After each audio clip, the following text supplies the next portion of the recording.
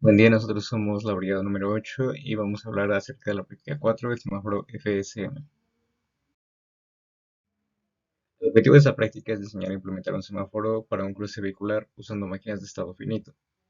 Para el desarrollo de este es necesario describir una máquina FSM para controlar dos semáforos, semáforo 1 y semáforo 2, para un cruce vehicular. El semáforo 1 debe durar 4 segundos en verde, 2 en amarillo y 6 en rojo, mientras que el semáforo 2 debe funcionar acorde a dicho comportamiento. El push button PRP funciona como un reset que durante 6 segundos prende y apaga las luces de ambos semáforos.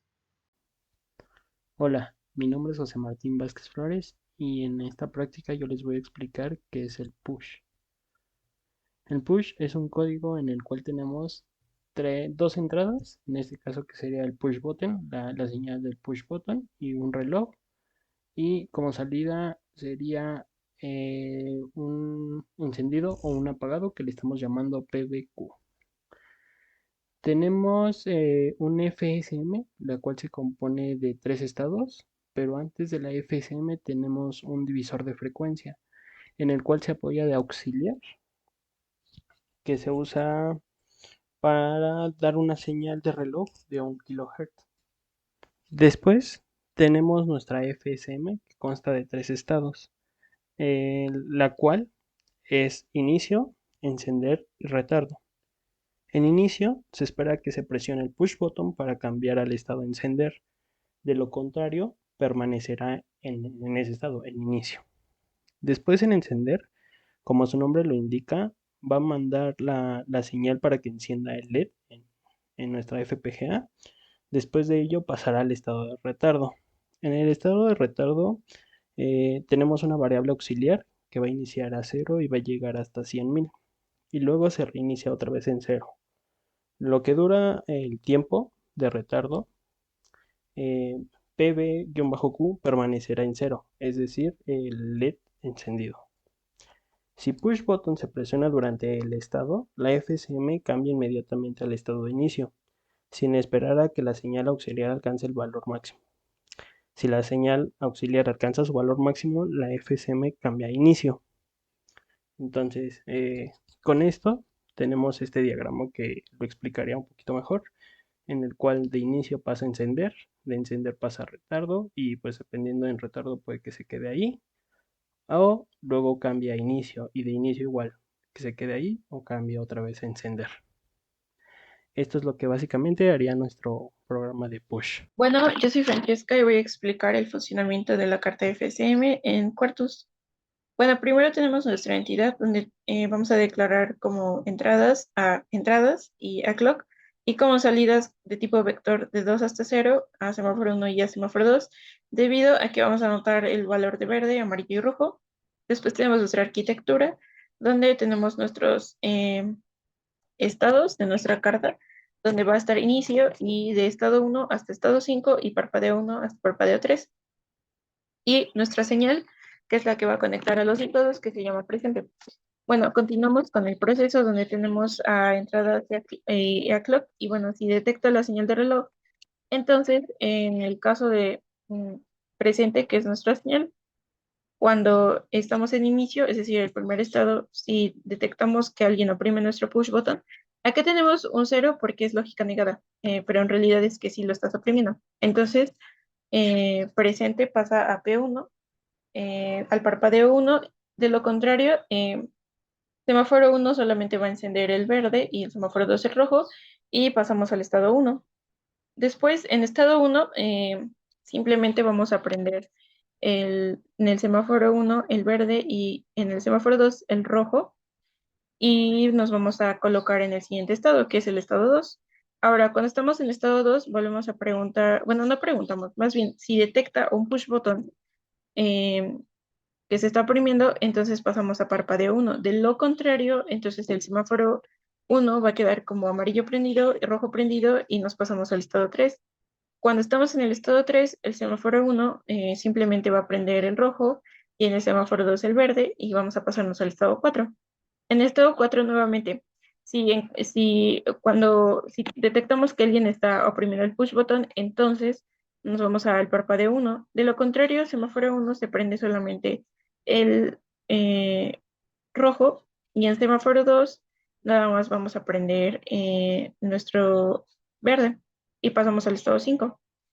Después, este es el último estado. Entonces, bueno, simplemente vamos a prender nuestro rojo en el semáforo 1 y el amarillo en nuestro semáforo 2 y vamos a pasarnos hasta inicio.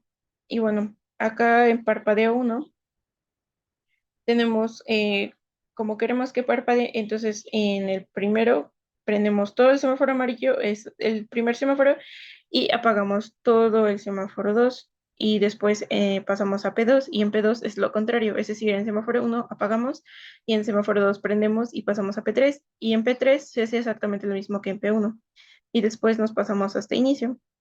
Debemos asegurarnos de que el dibujo que nos muestre Quartus con su herramienta debe ser igual a la carta FSM que elaboramos en clase. Y como podemos observar, si se comprueba. Como decía, en inicio podemos pasar a P1 o a E1 si es que hay un push button. Si no, de E1 nos pasamos a E2 y en E2 volvemos a verificar si alguien ha oprimido el push button o no. En E3 se pasa a E4 y en E4 volvemos a verificar si están oprimiendo el push button y después pasamos a E5 y de E5 nos vamos a inicio y ya. Y bueno, como P1 inicio, que diga, como inicio, E2 y E4 pueden pasar a P1 o de P1 nos vamos a ir a P2 y de P2 a P3 y finalmente de P3 nos iremos hasta inicio. Y bueno, con esto se comprueba el funcionamiento de nuestra carta FSM. Mi nombre es Romero López Alexis Uriel y en esta parte les hablaré del archivo top.bhdl. Para empezar les hablaré de la entidad del archivo top.bhdl y en nuestro port vamos a tener las siguientes variables. Vamos a tener pb y clkmst como variables de entrada. Estas van a tener solamente un bit, es decir, solamente pueden tomar el valor de 0 o 1. En cambio tenemos S1 y S2 como variables de salida esta va a ser de un tipo vector de 3 bits. En nuestra arquitectura vamos a definir nuestros componentes de nuestro sistema. Ahora vamos a definir nuestro bloque del divisor, nuestro bloque de la FSM.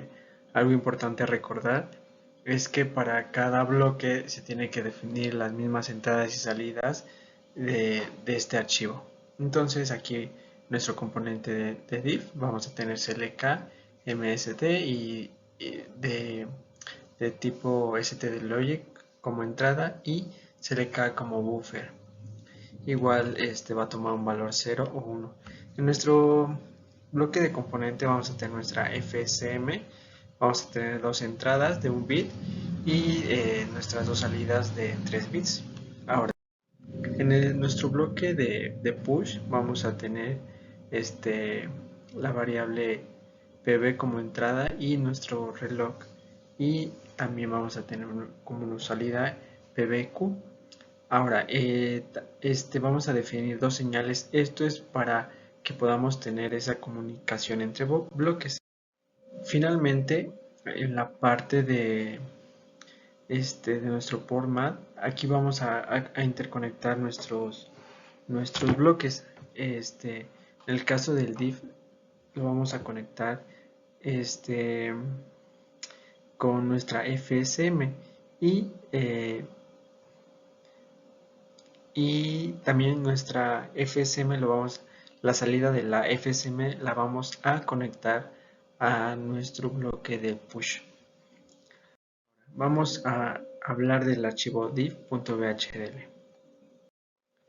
En nuestra entidad vamos a tener definida nuestra entrada como stdlogic, es decir, va a tomar solamente un valor, es un bit, y también tenemos nuestro clk como buffer.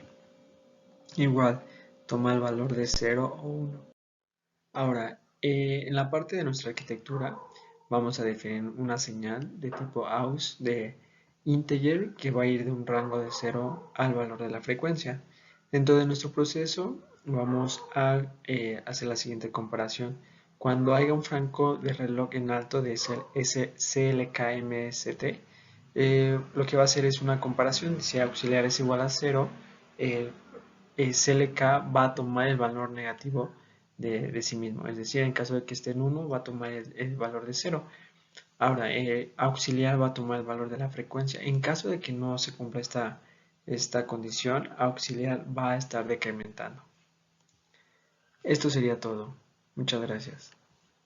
Ahora con respecto a lo que es el Pin Planner, vamos a ver que su configuración es bastante sencilla.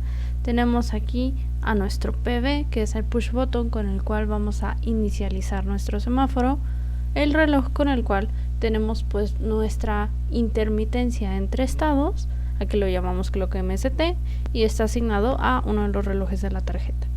Y finalmente tenemos aquí nuestras 3 salidas para cada uno de nuestros semáforos. Recordemos que tenemos el verde, el amarillo y el rojo. Entonces este S1, 2, 1 y 0 serían los de un semáforo, y por consiguiente S2 son los otros 3 LEDs correspondientes a nuestro segundo semáforo. Todo esto conforma lo que es la configuración del Pin Planner. Como se observa en el video, nuestro semáforo, el primer LED sería verde, el de medio sería amarillo y el último sería rojo. Es lo mismo para los otros 3 LEDs siguientes. El funcionamiento pues, es como se debe manejar un semáforo. Cuando el del semáforo 1 está en verde, el del semáforo 2 va a estar en rojo. Y así van a ir cambiando los estados durando los respectivos tiempos correspondientes. Al mismo tiempo, como se observa cuando presionamos el botón de push button, las luces se encienden las 3 luces del semáforo 1 y posteriormente las 3 luces del semáforo 2, estando intermitentes durante un periodo de tiempo. Posteriormente se reinicia y se vuelve a su estado inicial. Semáforo 1 en verde y semáforo 2 en rojo. Finalmente se puede concluir que el objetivo de la práctica se cumplió, dado que se logró diseñar e implementar un semáforo para un cruce vehicular usando máquinas de estado finito. La implementación de esta, básicamente fue de utilidad para definir los estados que tendría cada semáforo respecto a las luces verde, amarillo, rojo, y al mismo tiempo adicionándole el botón de push button para tener este reset, donde tenía las luces intermitentes de cada semáforo. Gracias a esta práctica pude repasar conocimientos que traté en materias tales como lenguajes formales de autómatas e inclusive compiladores, en donde tratamos toda una secuencia de estados que definen una acción en concreto, en este caso la de un semáforo, que de no haber sido por el desarrollo del ejercicio no me hubiera percatado cómo este mismo lo tenemos aplicado en una infinidad de cuestiones dentro de nuestra vida cotidiana. El solo hecho de tratar con un semáforo me hizo ver que no es solo algo programado inmediatamente, algo muy predefinido, sino que tenía todo un proceso de desarrollo para dar el resultado deseado, que en este caso es la intermitencia entre los colores de los semáforos, que si lo vemos en un aspecto cotidiano es con respecto al flujo vehicular de cualquier zona. Entonces, es decir que esta práctica me costó un poco más de trabajo debido al proceso de pensamiento implicado, sin embargo, me ayudó mucho a tratar temas, por ejemplo, como lo es la carta FSM. Bueno, mi nombre es Francesca y bueno, concluye lo siguiente.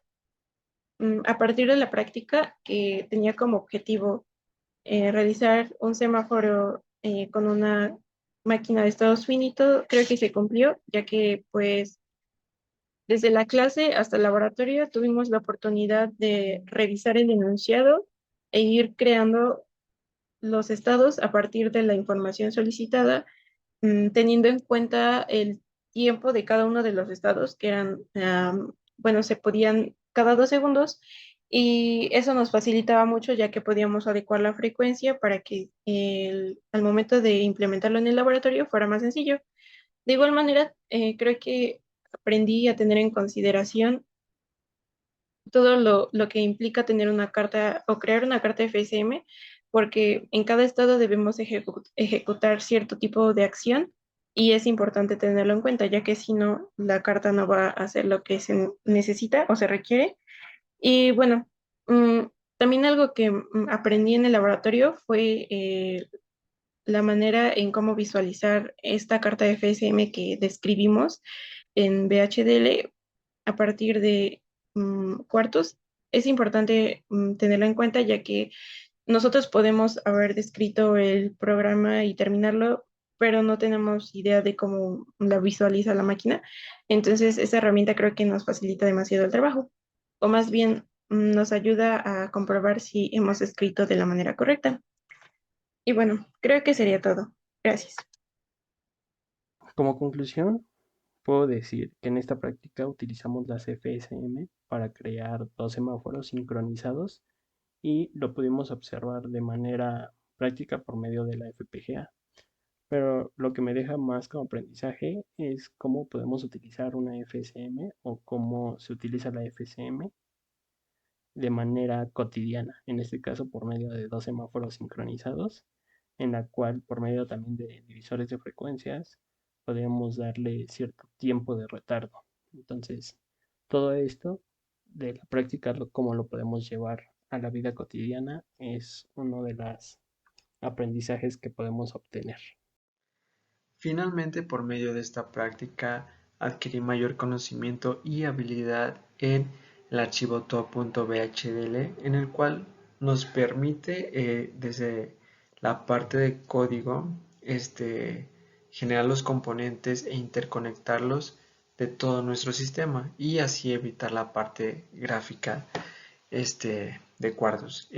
También algo importante a recalcar de este archivo es que en la parte de la entidad se necesitan las variables globales como entradas y salidas del sistema, y en la parte del componente necesita las variables de cada archivo, tanto entradas como salidas. Esto sería todo. Muchísimas gracias.